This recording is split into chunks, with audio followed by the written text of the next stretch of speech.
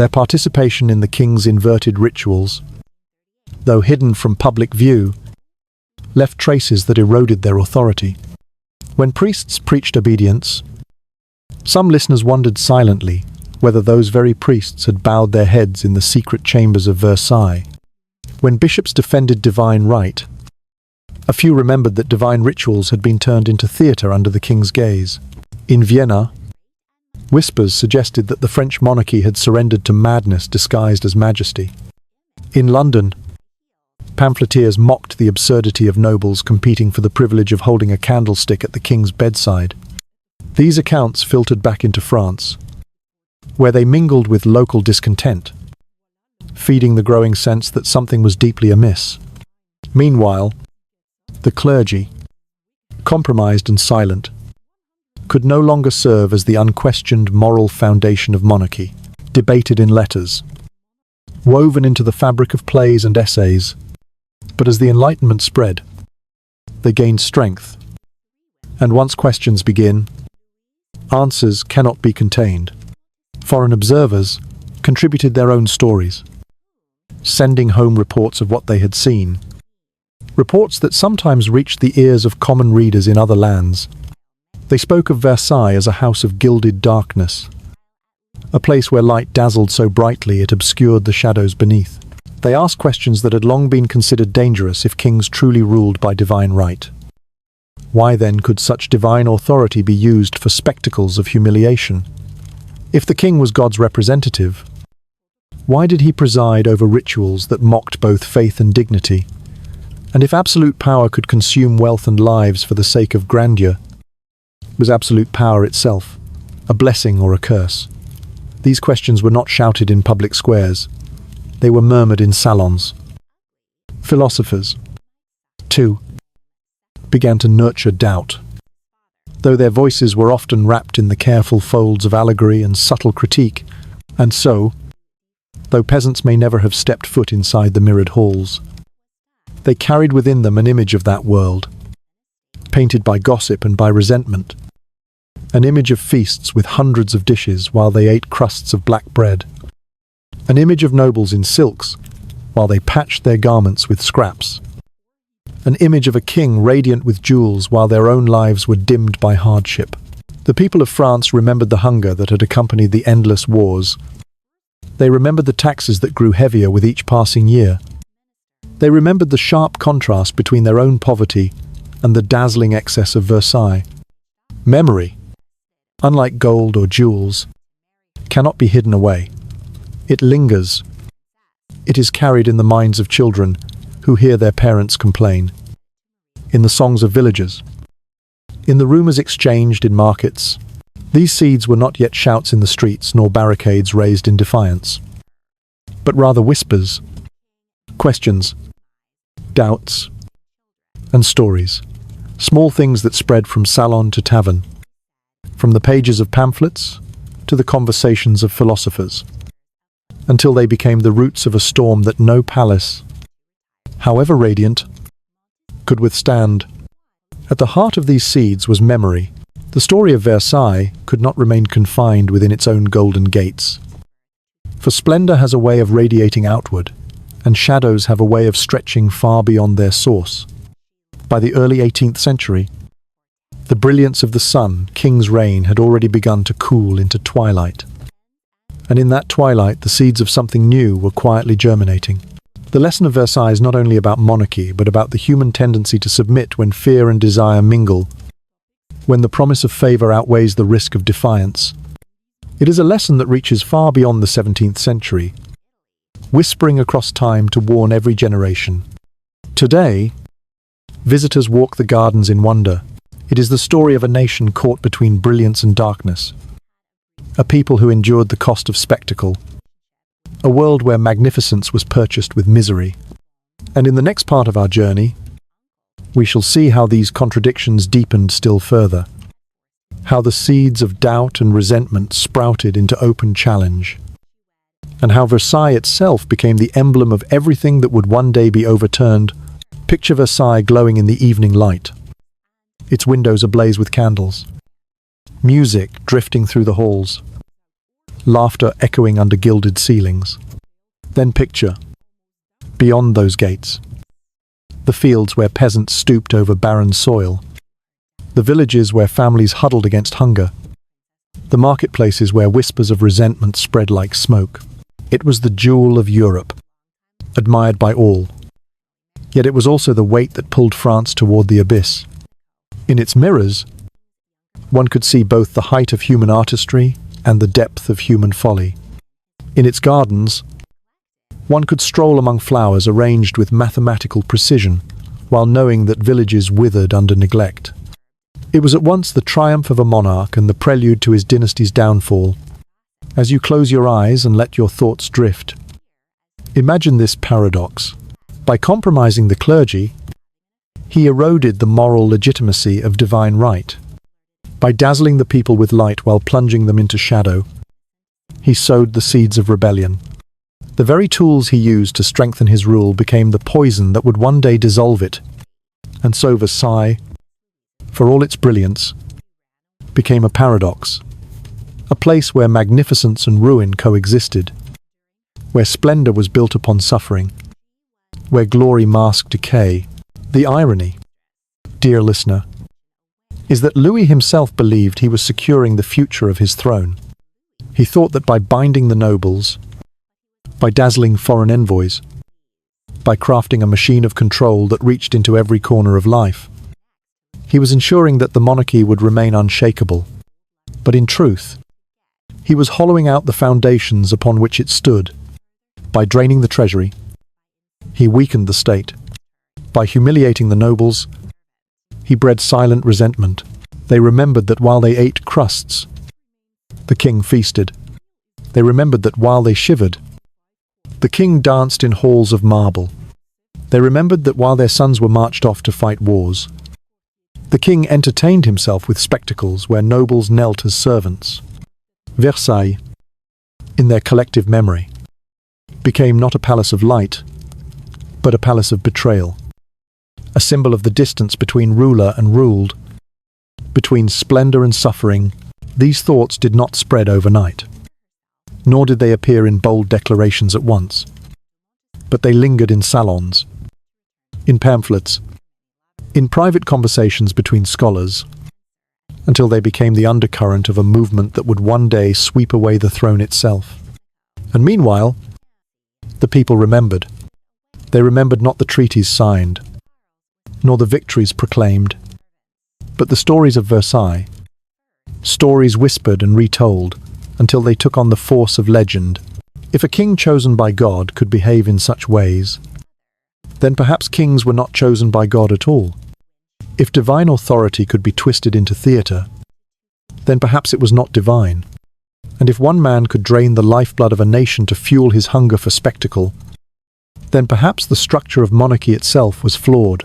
But how could such faith survive when they saw the monarch turning divine authority into a tool for his private rituals?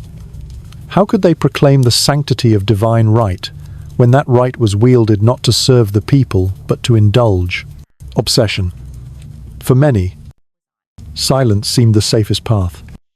Yet in their silence a seed of doubt was planted. And doubt is a seed that grows even when hidden in darkness. That doubt took root in the Enlightenment. For intellectuals, for the philosophers and writers whose voices would one day help to ignite revolution, the spectacle of Versailles was both fascinating and horrifying. They had been taught to believe in the sacred mission of kingship, in the idea that monarchy was ordained by God, that the king was his representative on earth. Yet one day they break the surface, and what was once invisible becomes impossible to ignore. The seeds planted by Versailles were no different. They grew into questions of legitimacy, into doubts about divine right, into anger at inequality. And though Louis himself would not live to see the harvest, his descendants would. For the revolution that erupted in 1789 was watered not only by famine and debt, but also by memories of Versailles. Memories that refused to fade, and so they came, abandoning their estates in the provinces, leaving behind the independence that had once given them strength. And they surrendered themselves willingly to a system where every detail of their lives was observed. measured, and controlled. They traded freedom for proximity, dignity for favor, and in doing so they entered a prison without walls, a cage spun of gold and mirrors.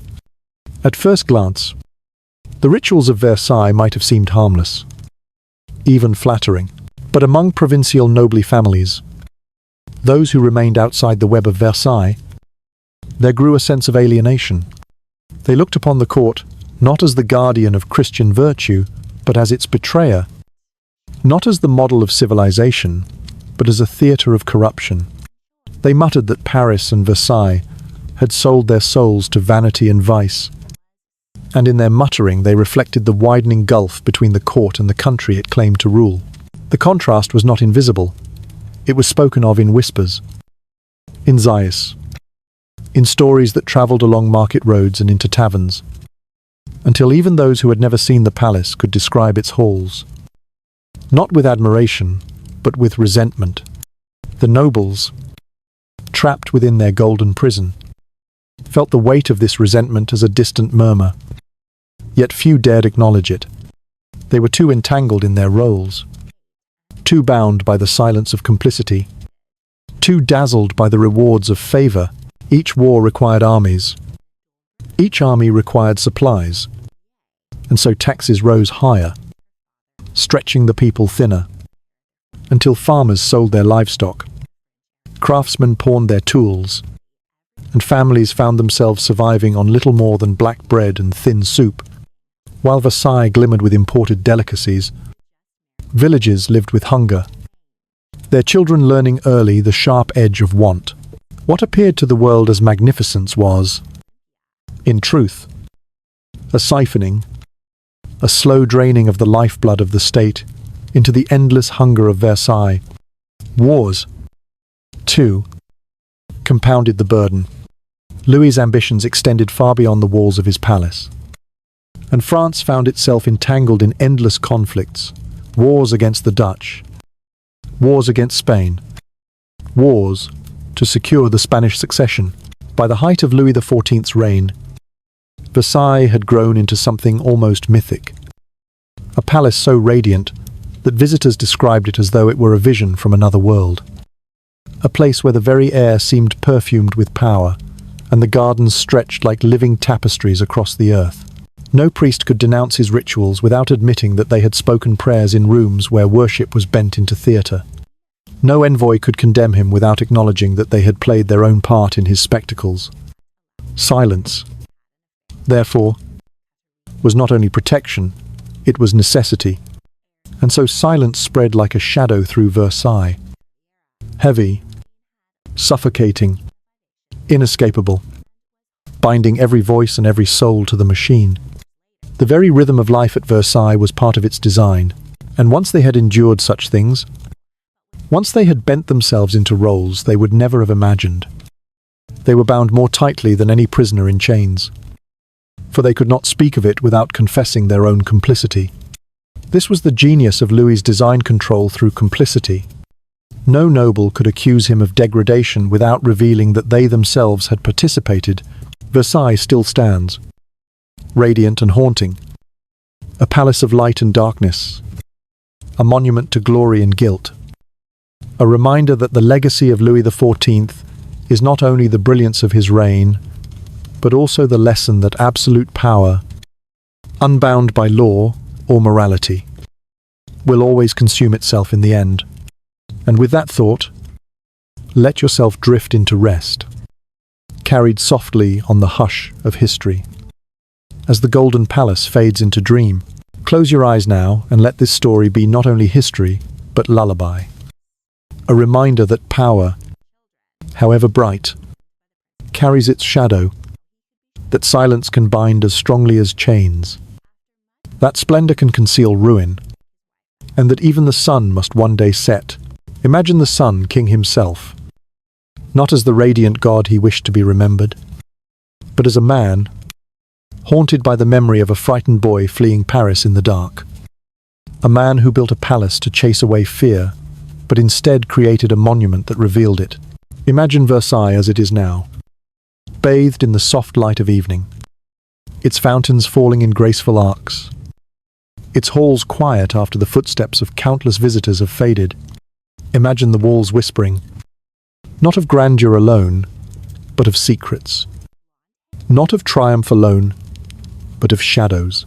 But he also proved that such control is fragile. That splendor built upon suffering cannot endure forever. That the very excess which secures obedience today may ignite rebellion tomorrow. Versailles teaches us that glory and guilt are never far apart. That light and shadow dwell together. That history remembers both. And so, dear listener, as this story drifts toward its close, let your thoughts settle gently. The legacy of the Sun King is therefore not only the brilliance of art and architecture, but also the enduring reminder of what absolute power can become when it is left unchecked. He proved that one man could bend an entire society into silence, that he could transform love into theatre, faith into spectacle, politics into ritual. And yet, if one stands still long enough, if one listens closely in the hush of a gallery or the quiet of a side corridor, one may sense something beneath the wonder, the weight of silence, the memory of rituals performed in secret, the faint echo of laughter that masked humiliation, the shadow of a machine that consumed dignity for the sake of control. Versailles still dazzles. But it also remembers. They gaze at fountains shaped like gods and heroes. They marvel at the geometry of hedges that stretch in endless patterns. They stand in awe beneath the mirrors that reflect light in infinite repetition. Picture the nobles bowing in silks while their countrymen bent under taxes. The priests murmuring prayers in chambers that felt like theatres. The philosophers quietly sharpening their pens. Picture it all together. The splendor and the ruin, inseparable, bound like light and shadow. For the story of Versailles is not merely the story of a palace, nor even the story of a king. And what of those who were caught in his web, the nobles who bowed, the priests who trembled, the envoys who carried home their silence? Their legacy too lingers, though less brightly than the king's. They remind us that power does not always crush with violence, but often entangles with humiliation. That complicity can be as binding as chains. That silence can sustain tyranny as surely as armies. Others see him as a tyrant, a man whose obsession hollowed out the state, drained its treasury, and paved the way for collapse. Both are true, for legacies are never simple.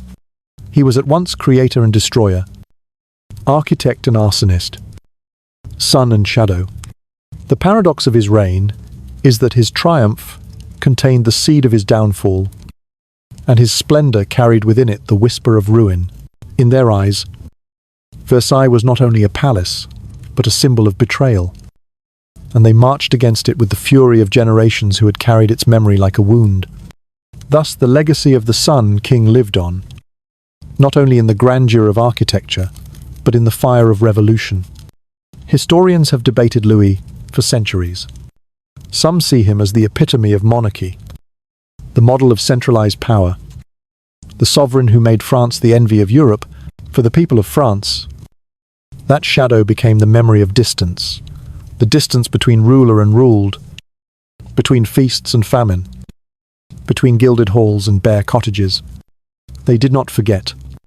And when the revolution came more than 70 years after his death, when the drums beat and the crowds surged, Versailles became one of their first targets. They stormed it not only for bread, but for justice. Not only to seize arms, but to reclaim dignity. In bending noblesse, clergy, and even foreign envoys to his rituals, he created a form of power that dazzled contemporaries but unnerved them as well. A form of power that impressed itself upon memory not only as glory, but as excess. Not only as order, but as tyranny. His radiance was undeniable, but so too were the shadows it cast. Louis wanted to be remembered as the sun, and in this, he succeeded. His name remains inseparable from light. His image, inseparable from magnificence. He crafted Versailles as his monument, and centuries later, it still blazes across history like a beacon. But the light he left behind was not gentle. It was blinding, and it scorched as much as it illuminated. And yet, when one walks beneath the chandeliers, when one passes through rooms adorned with frescoes and gilded panels, one may feel a hush beneath the splendor, as if the walls themselves hold their breath, as if they carry memories too heavy to speak aloud. This hush is the true legacy of the sun.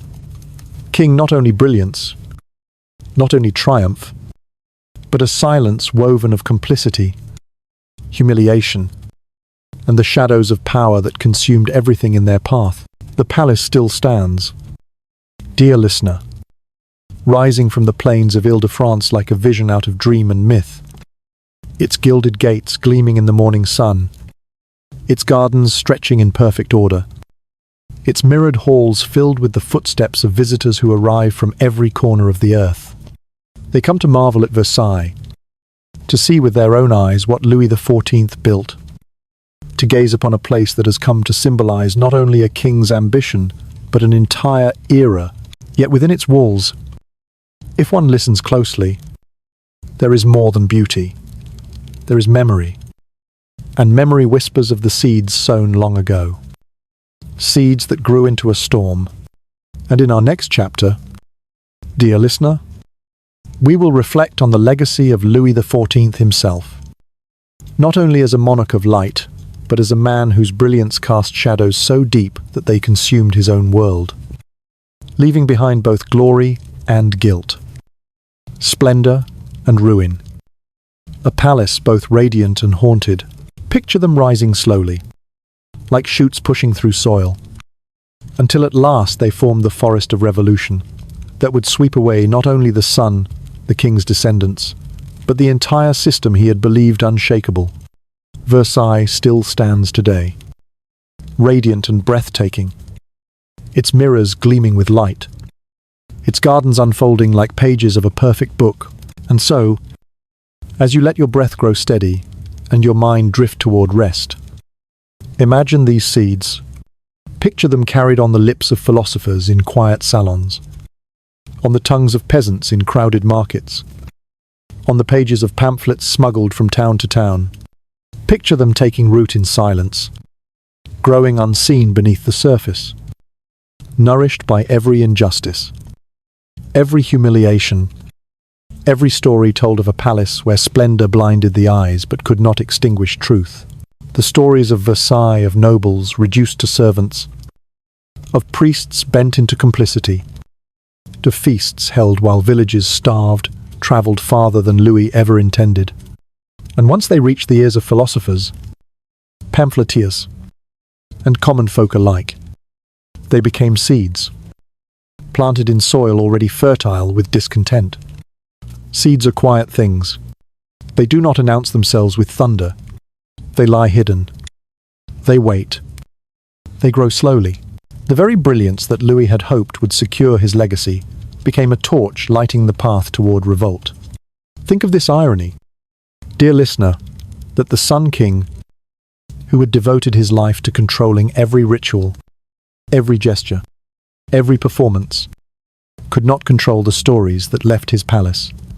Whispers are not so easily contained, and once they slip beyond the gilded gates, they take on lives of their own. Once it had been admired as the greatest palace of Europe, the embodiment of civilization and order, but as stories of its rituals, its excess, and its humiliations spread, it became instead a shorthand for everything that was wrong with monarchy. When pamphleteers sought to criticize the king, they did not need to invent examples. They needed only to mention Versailles, and audiences knew at once what was meant: corruption, vanity, distance from the people, soldiers returning from wars, fought for causes they barely understood, told stories of how the king's court consumed wealth that might have armed them better or cared for their families. These murmurs built upon one another until they formed an undercurrent of anger, not yet organized, not yet revolutionary, but strong enough to shape the way the people viewed their rulers. And perhaps most dangerous of all, was the transformation of Versailles itself into a symbol. Doubt crept into places where faith had once reigned supreme. And though it did not yet burst into rebellion, it weakened the bonds that had held monarch and church together for centuries. In the countryside, the resentment grew sharper still. Peasants who had sold their land to pay taxes spoke bitterly of the court's extravagance. Artisans who could no longer afford their tools cursed the feasts of Versailles. Let us drift back in time, dear listener, to a France that was restless and uncertain, a France that trembled under the weight of a civil war called the Fronde, where noblemen, magistrates, and even the common people of Paris rose up in defiance of royal power. And in the midst of this turmoil, there was a boy who would later be remembered as the Sun King. Though at this tender stage of his life, he was not yet a monarch of dazzling light, but rather a frightened child, forced to confront shadows that would never quite leave him. Louis was born in the year 1638, a long-awaited child. For his father, King Louis XIII, had reigned for decades without producing a direct heir. And so when this boy finally arrived, the court celebrated him as a gift from God. A miracle child who secured the Bourbon line, and his mother, Anne of Austria, regarded him with a fierce devotion that would shape both his sense of destiny and his sense of vulnerability. But destiny is not always gentle, and the childhood that should have been filled with security was soon interrupted by flames of rebellion that licked at the walls of the palace. The Fronde began when Louis was only 10 years old, far too young to understand the intricate rivalries of nobles and parliaments, yet old enough to feel the terror of angry crowds, the thunder of fists upon palace gates, and the urgent whispers of courtiers who spoke of betrayal and exile. One night, while the city roared with unrest, the boy was shaken awake and told he must leave at once. And so with his mother, he slipped away under cover of darkness, bundled into a carriage, the cobblestones echoing with the sound of hooves as Paris receded into the distance. For a child who had been taught that he was divinely chosen, the sight of his family fleeing in fear must have been a cruel paradox. And the memory of torchlight chasing shadows along the palace walls would return to him again and again in dreams that felt too real. It was in those years of uncertainty that a wound was planted deep inside Louis, a wound invisible to others, yet shaping his every thought. For he realized that power was fragile, that it could vanish in a single night if others were not forced to bow before it. And this realization grew into a lifelong obsession, a need to dominate every space, every ritual, every soul that came near him. The Jesuits who taught him emphasized the doctrine that kings ruled by divine right, and Anne of Austria, with her fervent Catholic piety, reinforced the belief that her son was chosen by God, a chosen vessel through which heaven itself spoke. And though such teachings might have been meant to comfort, in Louis they combined with the trauma of flight to form a conviction that he must control not only politics, but also the private, hidden corners of life. At the same time, Cardinal Mazarin, his mother's chief minister and his own political tutor, demonstrated how manipulation and careful performance could preserve authority. And Louis, watching this Italian cardinal hold the threads of France together with cunning and ceremony, learned that appearances mattered as much as decisions, that what people saw could be as powerful as what truly happened. And so the boy who had once trembled in fear began to imagine a future in which he would never again be humiliated, never again be forced to run.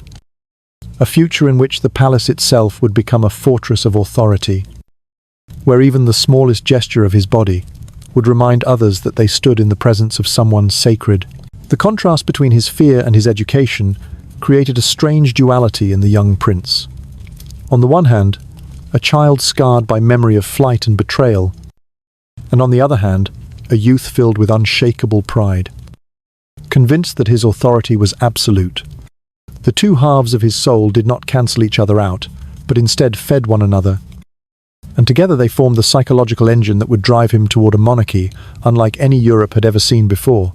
Imagine for a moment the young Louis standing in the gardens of the royal estate at Saint-Germain, looking out across the manicured lawns and distant woods, the air filled with the sounds of birds at dusk, while inside him a determination was already hardening, a vow whispered only to himself, that never again would he be forced to flee into the night. Never again would the cries of a mob shake his certainty. And to ensure this, he would need to bend every soul within his reach, to choreograph every ritual, so that even privacy itself would bow before him.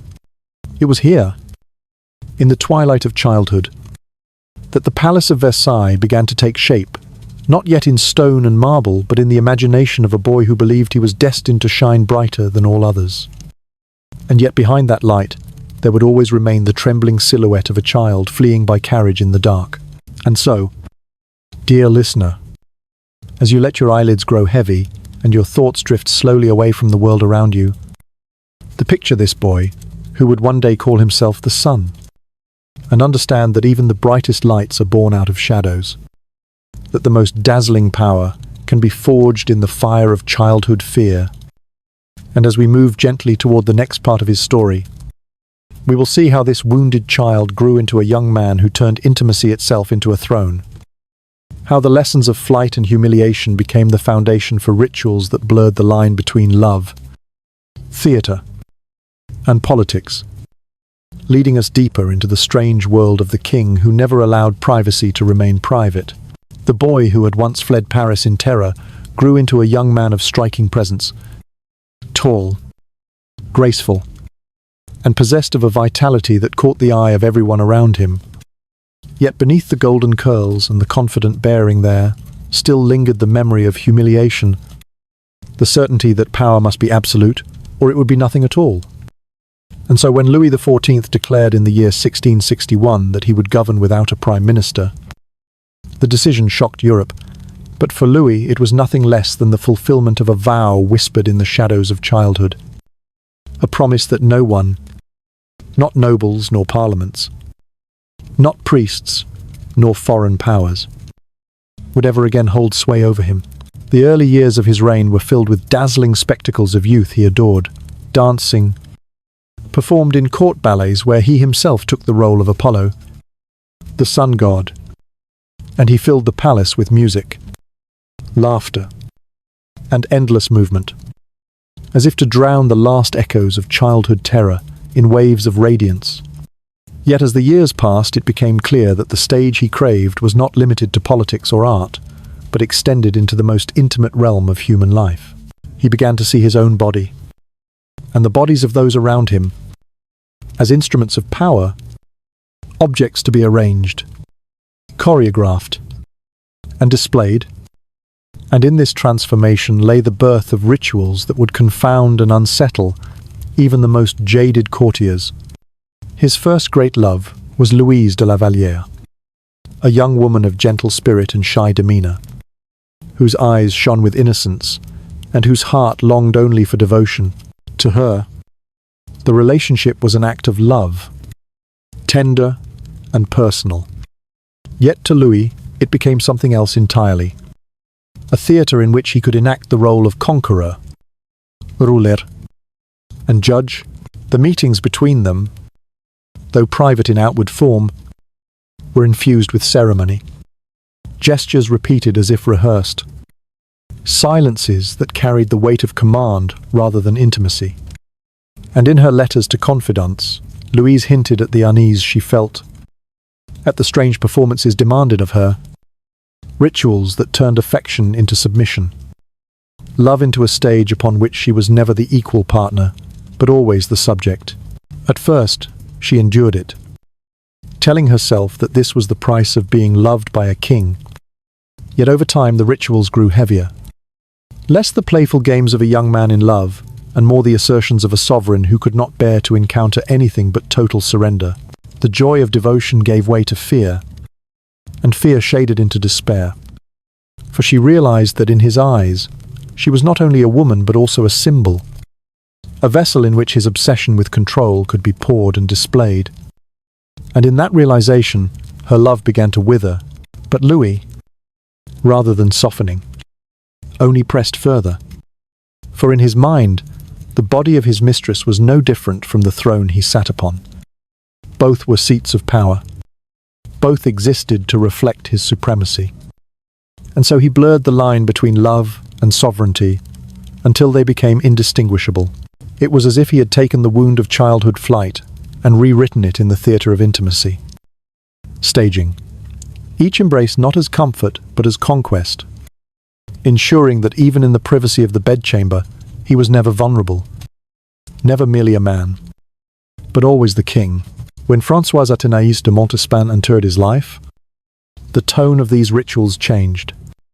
For unlike the timid Lavalière, Montespan was bold, intelligent, and ambitious. A woman who understood the mechanics of court power, as well as any minister. She did not shrink from the king's obsessions, but instead became his partner in them. Co-creator of spectacles that reached new heights of elaboration. With her sharp wit and dazzling beauty, she held his attention. And together they transformed what had once been private performances into grander, more public displays that drew others into their orbit. Versailles, still in its early stages of construction, became a palace designed not only for diplomacy and pageantry, but also for these carefully orchestrated scenes, where courtiers were compelled to participate, where nobles accustomed to command were reduced to servants, and ladies of refinement found themselves enacting roles in tableaux that mingled mythology with humiliation. The body, once sacred in its privacy, became a prop in the king's ever-expanding theatre, and participation was no longer optional, but a silent requirement for those who wished to remain close to the heart of power. The letters of diplomats who witnessed these strange spectacles hint at the shock they felt, though couched in discreet language. For how could one write openly that a Christian king transformed intimacy into politics, or that the dignity of dukes and duchesses was bent into roles more fitting for actors on a stage? And yet these letters survive, to faint echoes of the disquiet that spread across Europe as whispers of the sun. King's private performances reached foreign courts, raising eyebrows in Vienna, London, and Rome. For Louis, however, the meaning was clear, and unwavering his sovereignty extended into every realm. And to ensure that it remained unchallenged, he must assert it not only in battles and treaties, but in love, in ritual, in the very gestures of daily life. His mistresses, his courtiers, his ambassadors, even his priests, all became players in a drama where he alone wrote the script. And if the script demanded that the body itself be enthroned, then so it was. And so, dear listener, as you lie quietly with your eyes drifting toward sleep, consider how strange it is that the need for security, born from the frightened heart of a child fleeing into the night, could transform into a monarchy where even love was never free, where privacy was never sacred, and where intimacy became a throne. And as we move gently forward, we will step into the next chamber of this story, where Versailles itself emerges not only as a palace of mirrors and gold, but as a secret stage, a labyrinth of corridors and hidden rooms built to serve the rituals of a king who could not rest until every soul, every body, and every moment bowed before his light. By the time the 70s of the 17th century arrived, Versailles stood no longer as a dream but as a reality. A palace whose golden facades glistened in the sunlight, and whose vast gardens stretched toward the horizon like an earthly vision of paradise.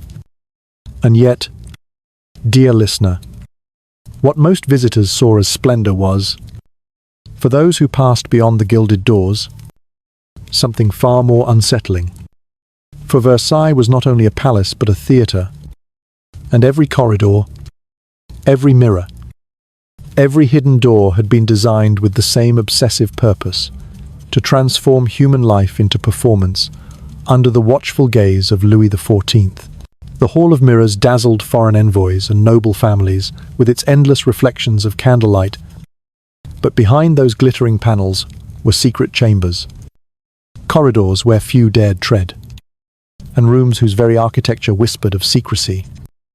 Rooms built not for diplomacy in the conventional sense, but for rituals that blurred the boundaries between politics, faith, and intimacy. For Louis had resolved that his sovereignty would not end with councils of state or military victories. It would extend into the private recesses of existence. And Versailles became the vast stage upon which this vision was enacted. Inside these hidden rooms, the body was no longer free to belong to itself. It was an instrument placed, positioned, and directed by the king himself, who stood always as both actor and director, both participant and spectator. His mistresses, of course, were drawn into these rituals, but so too were the nobility, the clergy, and, on certain occasions, even foreign envoys who had travelled across Europe to negotiate treaties, only to find themselves confronted with scenes they could scarcely comprehend. Some were compelled to kneel, others to serve, others still to bear silent witness to enactments where mighty dukes played the roles of attendants and ladies of high birth stood frozen in tableaux that mimicked scenes from antiquity yet carried undertones of humiliation. Perhaps the most disturbing of all were the priests, accustomed to the solemnity of liturgy, who now found themselves dragged into a theatre that inverted their sacred calling. Rooms were decorated like chapels. Crucifixes hung above altars. And yet the ceremonies enacted there were no true sacraments but distorted imitations, in which Louis alternated between penitent and confessor, king and supplicant, forcing clerics into positions where obedience was indistinguishable from blasphemy. Some later scribbled notes in private, calling these spectacles a sacred inversion, though they dared not voice their horror openly. For to question the Sun, king was to risk the loss of everything. And it was not only the church that shuddered. Foreign diplomats wrote home in coded phrases, describing performances that revealed France's court to be both dazzling and terrifying. In Vienna, whispers spread that Louis had lost his reason. In London, the phrase "House of Gilded Darkness" was murmured among parliamentarians. And in Rome, papal envoys muttered uneasily. For how could a king, who claimed to rule as God's anointed representative, twist holy ritual into instruments of power? Yet even as these doubts spread, there remained whispers. For no state wished to confront openly the monarch who commanded the most formidable army in Europe, and who dazzled the continent with gold and marble. For the French nobility, there was no escape. To remain close to the king was to accept participation. To refuse was to fall into exile from power. And so they complied. Silently, anxiously, each aware that their presence in these rituals tied them with invisible chains. Chains woven not of iron, but of complicity. Versailles became a spider's web. Each glittering strand spun with care. And at its centre sat Louis, the Sun King, a spider cloaked in radiance, who tugged the threads and made his nobles tremble. No prison walls were required, no dungeons beneath the palace. Humiliation itself was the prison, secrecy itself, the chain, and every participant became prisoner to their own silence. As you let your thoughts wander, picture this paradox: a palace shining with light, filled with music and laughter, yet beneath its brilliance lay corridors of shadow, where rituals bent dignity into submission and where the power of a monarch was displayed not only in law or conquest, but in the way he could bend every soul, noble or priest or envoy, to his will. Versailles was, in truth, a stage upon which an entirely new form of power was invented, control through complicity, domination through humiliation. And it was this invention, as strange and chilling as it sounds, that bound an entire aristocracy to the will of one man. And so, dear listener, as you rest, let the image of Versailles drift in your mind, the mirrors reflecting endless light, the gardens stretching into infinity, the halls filled with ceremony, And yet behind it all, the quiet rustle of secrets, the faint echo of doors closing on hidden rooms, the murmur of a king who believed himself both son and director of a play without end. For the story does not pause here. It moves onward, toward consequences that grew heavier with each passing year, toward a court where wealth was consumed like firewood, toward a kingdom where the people bore the cost of spectacles they would never see. And in the chapters to come, we shall follow how this theatre of power began its slow transformation into a seedbed of revolution. When Versailles reached its full bloom, when its fountains sparkled in the sun, and its gardens stretched like a vision of order imposed upon the wilderness, when the Hall of Mirrors reflected not only the light of candles, but also the ambitions of an entire age, the palace had ceased to be merely a home for a monarch or a stage for nobles. It had become a labyrinth of power, a place where every stone carried a message, where every gesture was calculated, and where even those who arrived as outsiders soon discovered that they too were bound into the king's design. Among those most deeply unsettled were the men of the cloth and the emissaries of foreign powers, figures who had once imagined themselves to be immune to the king's theatrical world, but who, upon stepping into Versailles, realized that they had underestimated both the reach and the imagination of Louis XIV, the clergy. For centuries, the guardians of spiritual authority found themselves drawn into an environment where their sacred rituals were no longer entirely their own. In rooms decorated with velvet and gilded crosses, chapels designed not for solemn prayer, but for carefully choreographed performance, they were asked, or rather compelled, to participate in ceremonies that inverted the very essence of their calling. The crucifix, that most sacred of symbols, was positioned as if it were a stage prop. The altar, meant to be a place of sacrifice and redemption, was transformed into the centerpiece of a scene that blurred the line between worship and theatre, and the king himself, sometimes kneeling as though in penitence, sometimes rising as though he were the confessor, played roles that left the priests bewildered, uncertain of whether they were presiding over devotion or indulging in blasphemy. These men, trained to detect heresy and charged with the defense of doctrine, might have resisted under other circumstances. Yet here, in the heart of Versailles, resistance was not an option. To speak out against the king's demands was to invite banishment from the court, and exile from Versailles meant exile from influence itself. In the delicate balance of 17th century France, where proximity to the monarch determined everything from ecclesiastical appointments to political power, no clergyman could afford to be cast aside. And so they complied, their obedience outwardly calm, but inwardly trembling, their silence heavier than the finest chains of gold.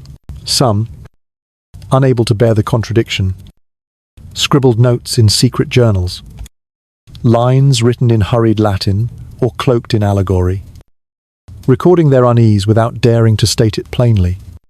A few spoke of sacred inversion, a phrase that captured their sense of being trapped in a world where the sacred had been turned upside down, where what should have been holy was harnessed for the king's personal theatre.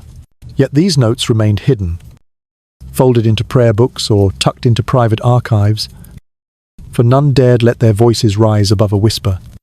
Thus the clergy, once thought to be the moral backbone of the realm, became unwilling actors in a play they despised but could not escape, their silence serving as both shield and prison. If the clergy were unsettled, the plight of foreign envoys was no less disturbing. Diplomats from Spain, England, the German principalities, and beyond arrived at Versailles, expecting the usual rituals of statecraft banquets, negotiations, careful exchanges of gifts and words. Instead, they encountered something wholly unexpected, something that defied the categories of diplomacy they had been trained to master. They were invited to spectacles that began as feasts, but shifted into performances where the boundaries between entertainment and humiliation blurred. Imagine, if you will, an ambassador accustomed to deference, suddenly ushered into a chamber where dukes of France, Men who had once commanded armies were forced to kneel and play the part of attendants, while ladies of the court, robed in silk and jewels, stood frozen in tableaux that echoed ancient myths but carried undertones of degradation. The king, radiant in embroidered garments, presided not only as host but as director, his eyes following every movement, his commands dictating every gesture. Some envoys were compelled to sit silently and watch, powerless to intervene. Others were pressed into participation, made to enact roles that undermined their dignity, all in the name of demonstrating the supremacy of the French crown. The reports they sent back to their home courts were careful, cloaked in polite language. Yet, beneath the diplomacy, the shock was palpable. In Vienna, ministers whispered that France was ruled not by a king, but by a man bewitched by visions of divine authority. In London, members of Parliament muttered that Versailles was a house of gilded darkness, dazzling on the surface, yet concealing horrors behind its mirrored walls.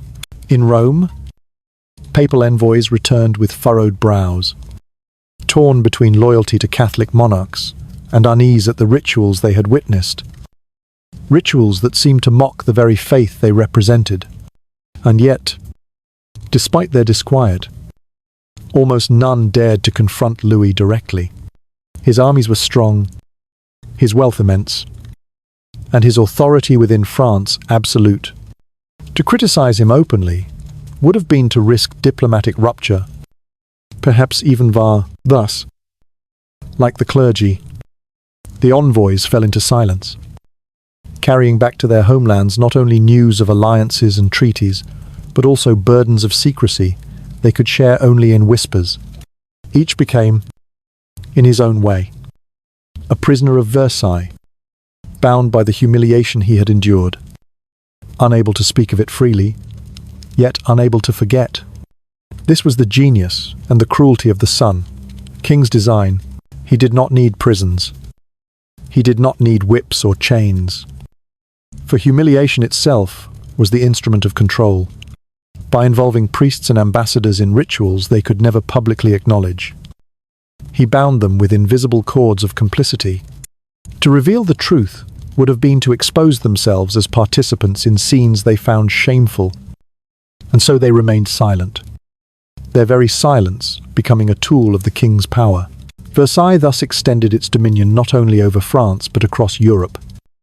For every envoy who entered its halls left altered, carrying within him the secret knowledge that even the representative of a sovereign state could be reduced to a player in Louis's theatre. As season passed, this web of silence thickened. Priests continued to preside at altars they no longer recognized, their words hollowed out by performance.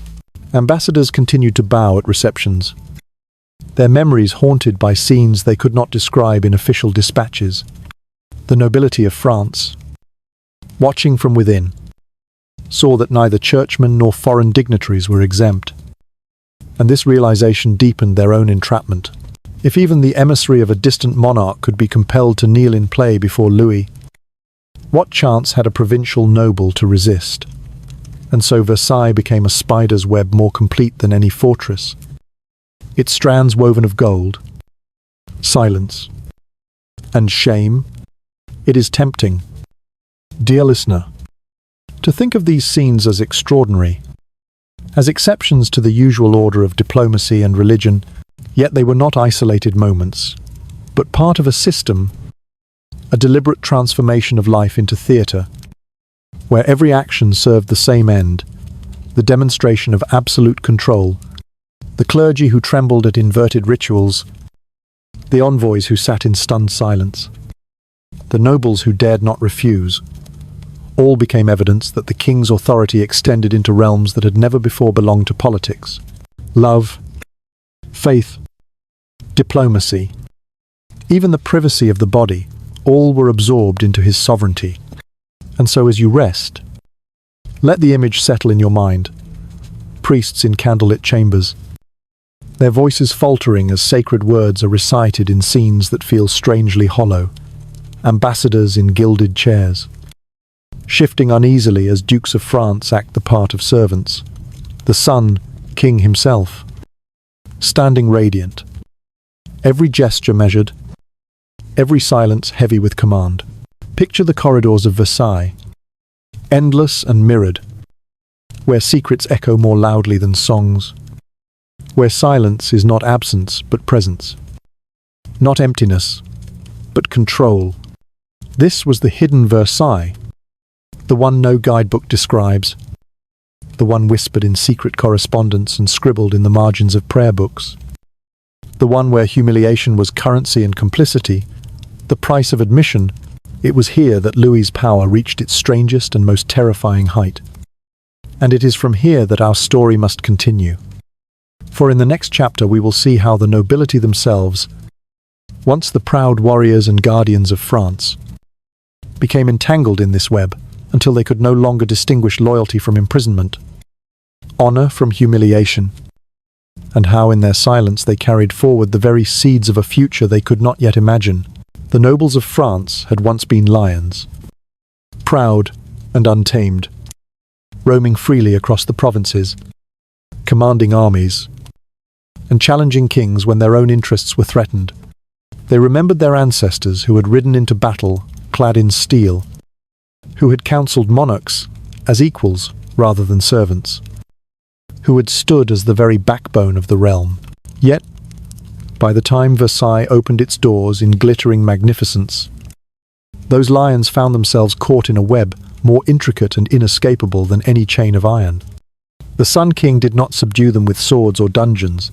Instead, he subdued them with silks, with ceremonies, with the invisible weight of humiliation and the irresistible lure of favor. Day after day, the nobles streamed into Versailles, eager for recognition, desperate to be seen by the monarch whose gaze alone could determine the fortunes of entire families.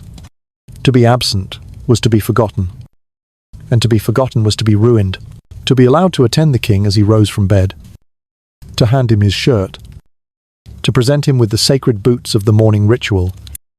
These were honors spoken of with pride among noble families. But beneath the surface lay a cruel inversion. For these mighty dukes and counts, once commanders of legions, were reduced to valets and servants. Their glory diminished to the role of attendants in a daily performance staged for the monarch's pleasure. They dressed him, they dined with him, they followed him on hunts and walks, but always as actors in his theatre, never as equals in his realm. The humiliation did not stop there. In the secret chambers and private rituals that grew increasingly elaborate under the influence of mistresses and courtiers, nobles were asked to play roles that stripped them of dignity altogether. Men who once held the fate of provinces in their hands were compelled to kneel in symbolic submission. Women of noble birth stood as statues in tableaux that mixed mythology with degradation, and refusal was not permitted. To decline was to exclude oneself from favor, to close the door on advancement, to risk being cast out of the golden circle forever. And so, however reluctantly, they complied. What made the trap so effective was that participation bound them in silence. Each noble who had bent to the king's strange demands carried within him a secret that could not be confessed. For to speak of it openly would have been to admit complicity in something degrading, and thus silence became the chain that held them fast.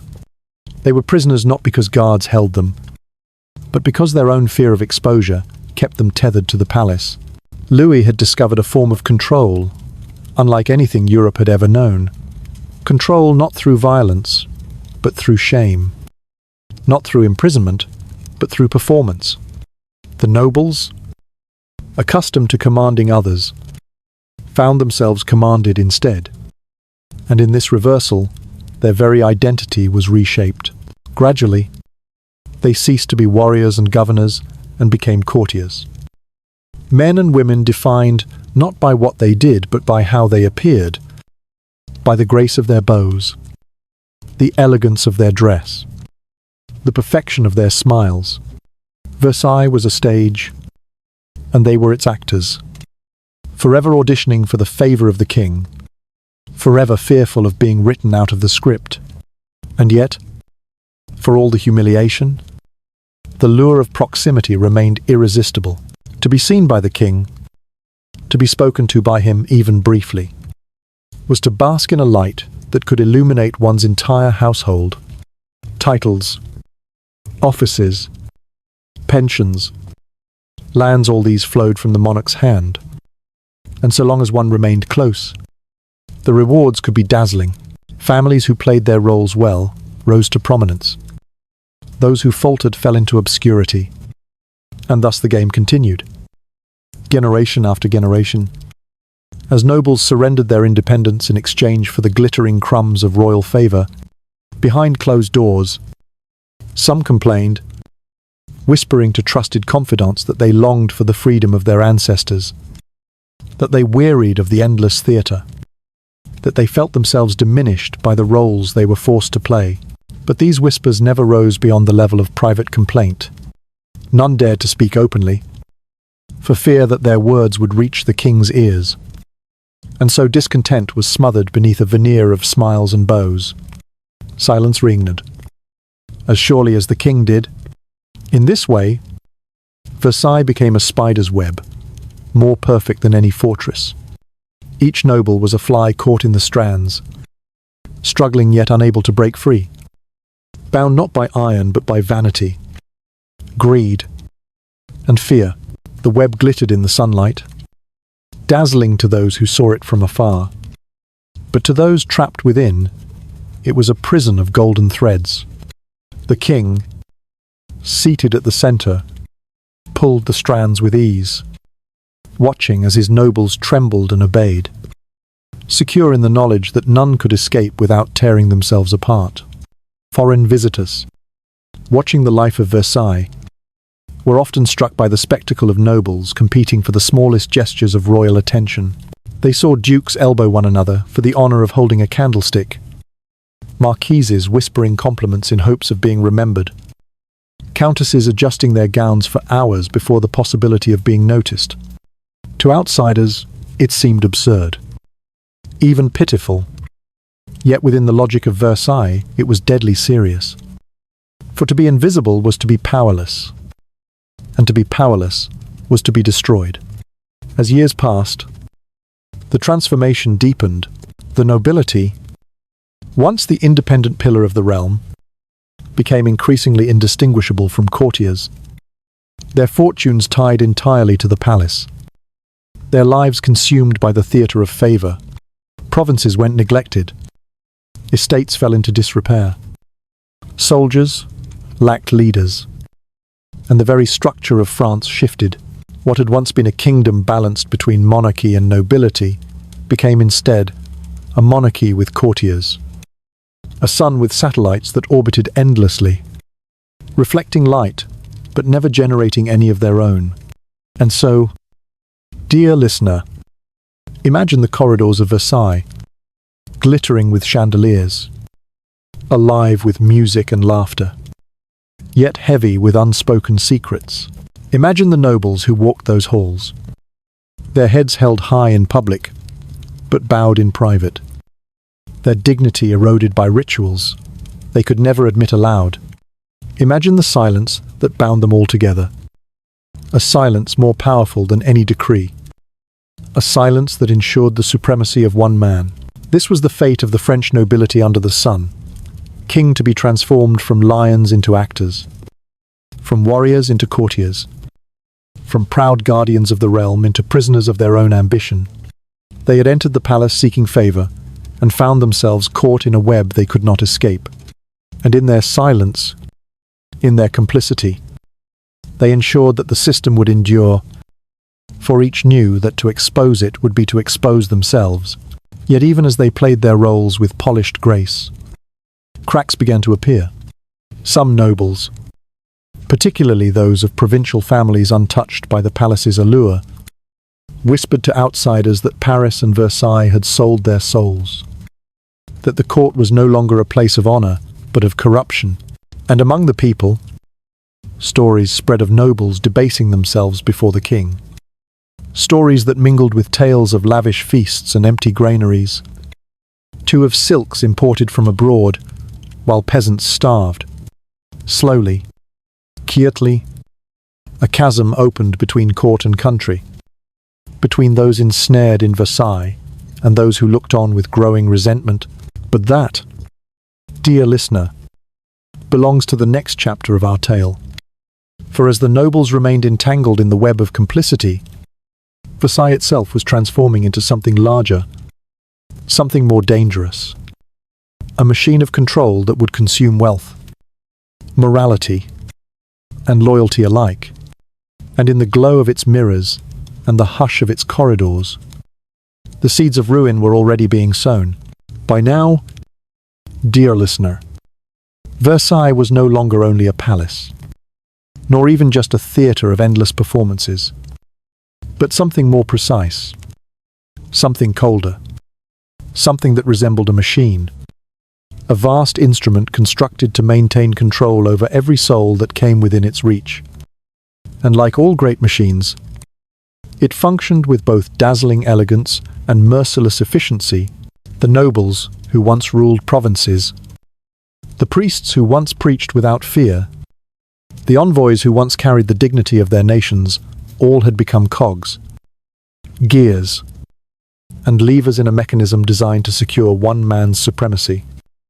And that man was Louis XIV, who sat at the center of it all, not merely as monarch but as architect of a new order, where silence and submission kept the wheels turning. The brilliance of this machine lay in its invisibility. There were no visible chains, no guards standing watch at the doors, no decrees nailed to the walls commanding obedience. Instead, control flowed through rituals, through the gaze of mirrors, through the weight of favors, and the terror of exclusion. It was a system built not on violence but on dependence, not on fear of death, but on fear of being forgotten. For to be forgotten in Versailles was to be erased. And for men and women whose entire existence revolved around honor and recognition, that erasure was a fate worse than exile. Every corridor of the palace reinforced this system.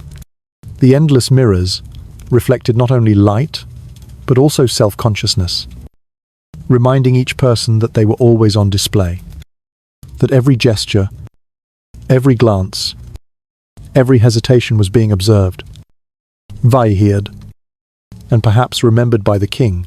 The gardens, with their geometric order and strict symmetry, whispered of a world in which nothing was left to chance, where every path had been laid out by the monarch's will, where even nature itself had been compelled to obey. To walk through Versailles was to feel, in the very air, the presence of control, subtle yet absolute, invisible yet unbreakable. Within this machine, humiliation was not an accident but a tool, carefully wielded to strip away pride and replace it with dependence. A duke who once commanded thousands might find himself reduced to holding a candlestick at the king's rising. A lady of ancient lineage might be asked to wait for hours in a hallway, hoping for the chance to catch a fleeting glance. Each act was small, almost trivial, yet together they eroded the independence of the nobility, until all that remained was a hunger for favor, a willingness to endure anything so long as it kept them within the orbit of the sun. Morning began with the king's rising, a ritual so elaborate that even the smallest task was considered an honor. Throughout the day, ceremonies unfolded with clock-like precision. The hunt, the meal, the walk in the gardens, the evening entertainment. Each required attendance, each demanded performance, and each left the nobles more entangled in the machine. To be absent was to risk invisibility. To be invisible was to risk ruin. Thus, the machine did not merely command obedience, it demanded presence. It consumed time itself, leaving no space for private life, no room for independence, no breath that was not somehow tied to the monarch's gaze. And what of the people beyond the palace gates? They, too, were drawn into the machine, though in ways more subtle and more devastating. Taxes poured into Versailles to sustain the endless construction The lavish feasts, the imported silks and jewels. Peasants sold their livestock. Artisans surrendered their earnings. Provinces groaned under levies that seemed never to end. They might not have stood in the mirrored halls, or bowed at the king's rising bead, but they bore the weight of the machine nonetheless. Their lives ground down to fuel the splendor that dazzled visitors and concealed the darkness beneath. In this way, the machine extended beyond the palace, stretching across France, binding not only nobles and clergy, but also farmers and merchants, all caught in a web spun from one man's obsession with control. To foreign eyes, the machine was both awe-inspiring and terrifying. Diplomats marveled at the scale of the palace, the grandeur of its gardens, the precision of its rituals, yet beneath their admiration ran unease, for they sensed that what they saw was not simply magnificence, but an apparatus of power unlike anything Europe had known. Versailles was no mere residence. It was a fortress of spectacle, a weapon forged not from steel, but from humiliation and dependence. A machine that turned men and women into actors, stripped them of freedom, and bound them to silence. And though foreign courts whispered of madness, though philosophers muttered of tyranny, none could deny the machine's effectiveness. For within its mirrored halls the Sun King reigned supreme, unquestioned, unchallenged, unassailable. But, dear listener, no machine, however well crafted, is without its cost. The endless rituals drained not only the dignity of the nobles, but also the resources of the realm. The silence that bound the clergy and courtiers also hollowed out the moral authority of the church and the loyalty of the aristocracy. And the taxes that fed the palace sowed seeds of resentment among the people, seeds that would one day sprout into revolution. The machine ran smoothly, relentlessly, brilliantly, but with every turn of its gears it consumed more of the kingdom's lifeblood, more of its faith, more of its future. And so, as you let your eyelids grow heavy, picture Versailles not only as a palace of light, but as a machine humming quietly in the night, its gears turning in the silence of gilded halls, its levers moving unseen in hidden chambers, its wheels grinding away at dignity, wealth, and faith. Picture the nobles caught within it, smiling as they bow, laughing as they perform, yet inwardly aware that they are no longer free. Picture the priests murmuring prayers with trembling hands, the envoys shifting uneasily in gilded chairs, the peasants laboring in distant fields to pay for feasts they will never taste.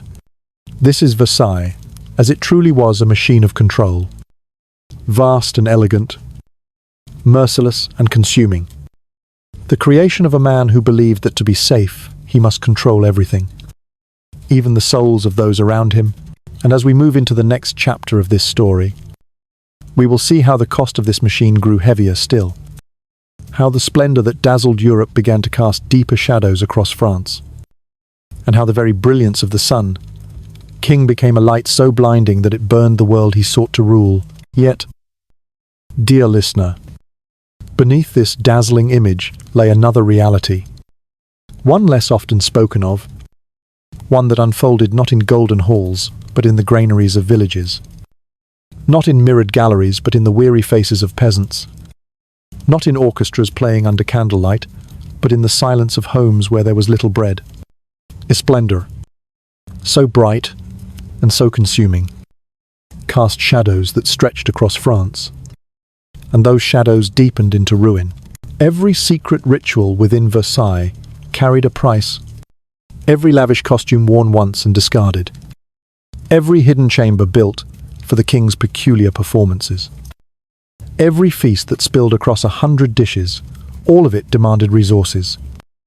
And those resources flowed from the kingdom itself. Gold that might have repaired roads or built bridges was instead transformed into silks and jewels.